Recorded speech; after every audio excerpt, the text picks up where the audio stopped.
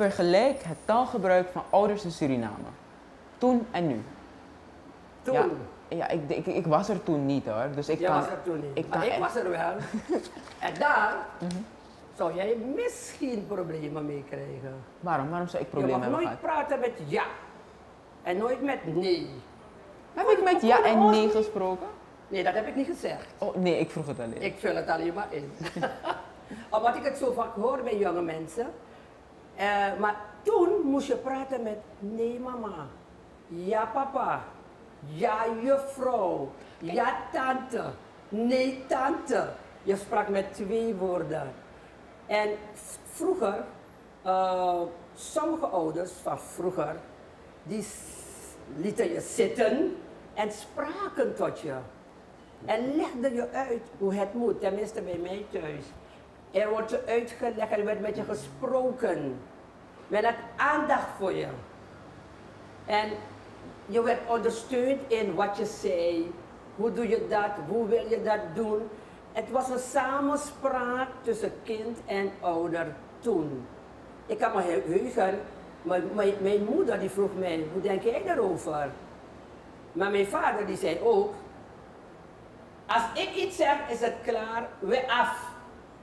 Je gaat niet en je kan niets inbrengen. Wat papa luistert, mama luistert. Mijn vader zei gewoon nee en het is afgelopen. Je kon niet gaan debatteren met mijn vader. Nee, die kende het niet. Nee is nee, klaar.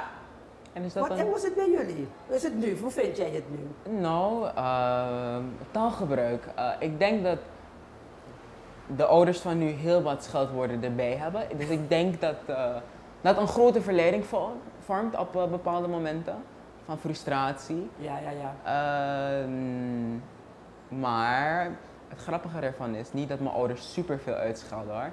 Maar sinds ik heel erg jong ben hebben ze uitgescholden. Maar ik heb geen van de woorden zitten herhalen bij anderen. Nee, ik heb dat niet dat het nadrukkelijk is gezegd hoor. Maar ik heb gewoon nooit die behoefte gehad. Ik had door dat, nee, zo praat ik niet. Maar ik noem mijn moeder niet, ik noem mijn moeder geen mama, echt niet. Mijn moeder heet Deborah, dus heet ze ook echt Deborah. Het is meestal Deb, maar soms is het Deborah. Vader is Sabdai, dus dan wordt het Sappa. Mijn oma is Tani. Mijn andere oma is wel oma en die andere opa was opa. En weer die andere opa was wel opa, Hesdima. Daar was dat wel. Wij zouden vroeger zeggen, dan heb je geen respect. Oh nee, maar dat respect was er echt wel. Nee, dat zouden wij zeggen. Want respectvol moet je met je ouders praten. En het is dat wat ik je zei, ja mama. En weet je wat mooi was vroeger? Oké, er geen scheldwoorden, je praat over scheldwoorden. Als je zegt, is een voorbeeld hoor, hou je bek dicht. Mijn moeder zegt, zeep, breng zeep, was je mond, hoor je wat Emmy gezegd heeft, bek. Honden hebben een bek, dan moet je je mond wassen met zeep.